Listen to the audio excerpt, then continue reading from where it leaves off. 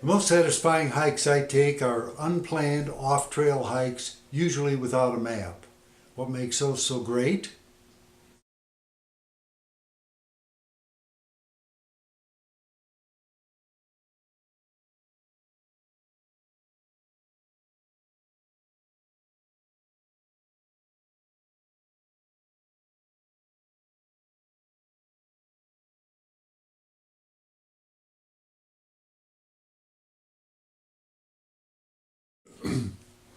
Many people avoid hikes like that because they're afraid of getting lost. So in this video, I'm going to show you how to navigate those hikes so you can wander at will and still get back home safely. Now, I won't be covering what to pack, what clothes to wear and take, or what general safety precautions you need to make, so read up on those topics on your own. What I will be covering is the preparations you need to make and how to make them. In the next video, I'll show you the 5 basic compass skills you need in order to navigate safely. And in the third video, we'll go for a hike together, and I'll show you how the system all comes together. So let's get started with the preparations. If you have a map of the area you're going to be hiking in, the very first preparation step is to spread it out on the table and do some tabletop scouting. Now, you don't need to do tabletop scouting in order to use a navigational system that I'm going to show you. I do it just because it helps me decide where I want to hike, what I might find there, feel comfortable with the terrain features, and even formulate a plan B in case I manage to step on my compass and break it or drop it in the water. The second preparation is to make sure you've got a good sighting compass. I use either the MC2 by Suunto or the Suunto box compass. You can use whatever sighting compass you have.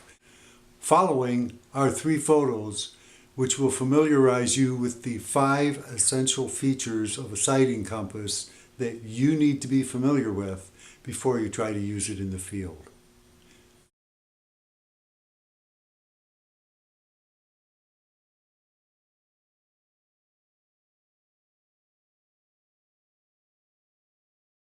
The third preparation you need to take care of is getting yourself, making them usually, a set of pace beads. The particular system I developed for pace beads is based on the common mile and shows you your distance traveled in segments as short as 44 yards, and it also shows you in tenths of a mile. And most compass plates, by the way, have a tenth of a mile scale on them. So if you do choose to use your pace beads with a map, it's very easy to transfer them.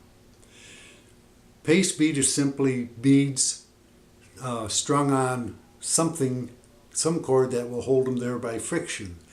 And after you've walked an adequate number of steps, you pull one down to signify 44 yards. Another 44 yards, another, and another. And the minute there are 4 beads down, I know I've covered a tenth of a mile. If I keep walking and repeat that process, 1, 2, 3, the 8th bead, since there are 7 on the bottom, is always one of the top beads. So there's my 8th bead. The minute I see an 8th bead, I know I've covered 2/10 of a mile. And so I can tell at a glance as I'm walking how far I've gone. For example, when I see this, 1, 2, so that's 2/10 plus 2/10 is 4/10, and 4 bottom beads, 5/10 or half a mile I've covered. Now, I've included several photos for this segment which you can review and read at your leisure by hitting the pause button on the video.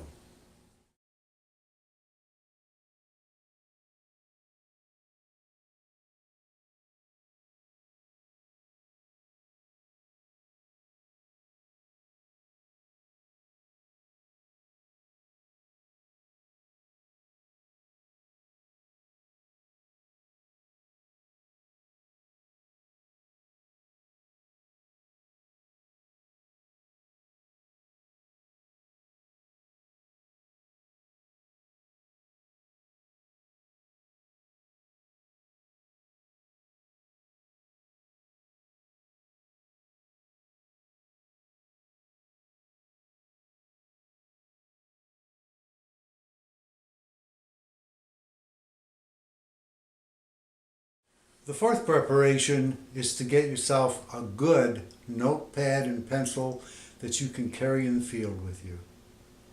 I use the Write in the Rain system.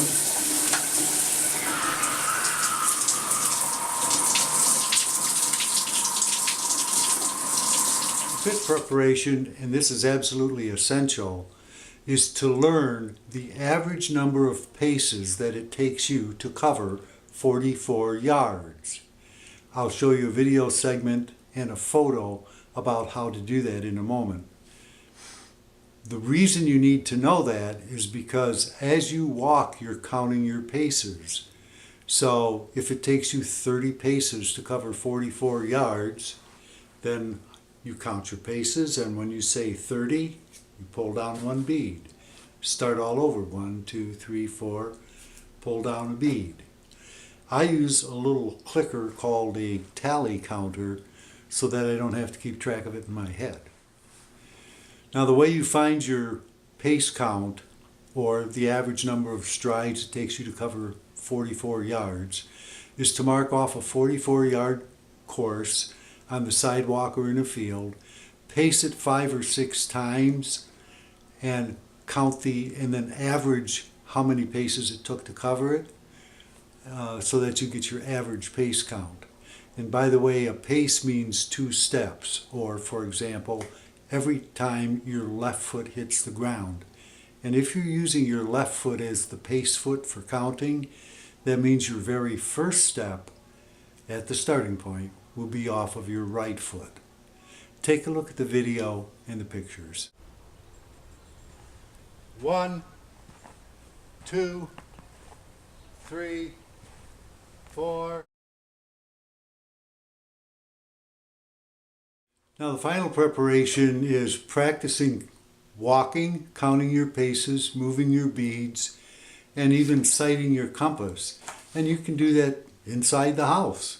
27, 28, 29, 30. Hey, hon, the azimuth to the garbage in the kitchen is 172.